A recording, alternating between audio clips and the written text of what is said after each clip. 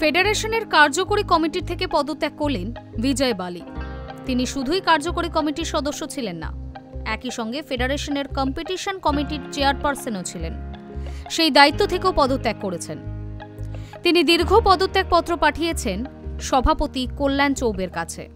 সেই চিঠিতে নিজের পদত্যাগের কারণ বর্ণনা করতে গিয়ে একাধিক অভিযোগ করেছেন ফেডারেশনের দায়িত্বপ্রাপ্ত সেক্রেটারি জেনারেল সত্যনারায়ণের বিরুদ্ধে। তার আচরণকে ফেডারেশনের প্রশাসনিক নীতির সম্পূর্ণ পরিপন্থী বলেও উল্লেখ করেছেন বালি। তার অভিযোগ, একটি প্রতিযোগিতায় ফুটবলারদের টিটব্লুথ পরীক্ষা করা হয়েছিল বেঙ্গালুরু ভিত্তিক এজেন্সি দিয়ে।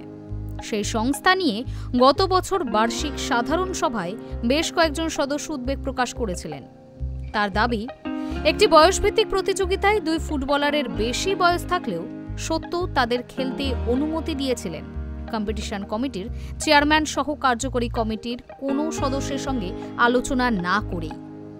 কার্যকরী কমিটির গুরুত্বপূর্ণ সদস্য বালির এই পদত্যাগে আলোড়ন সৃষ্টি হয়েছে।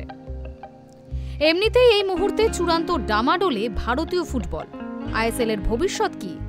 আদৌ আইএসএল বা আই লিগ হবে কিনা এইসব এখনো স্পষ্ট নয়।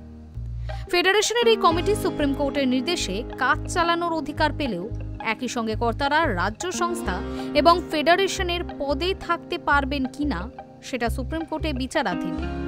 এসবের মধ্যে বিজয় বালির পদত্যাগ ভারতীয় ফুটবলে আলোড়ন তৈরি করবে, সেটাই স্বাভাবিক। Hi news network.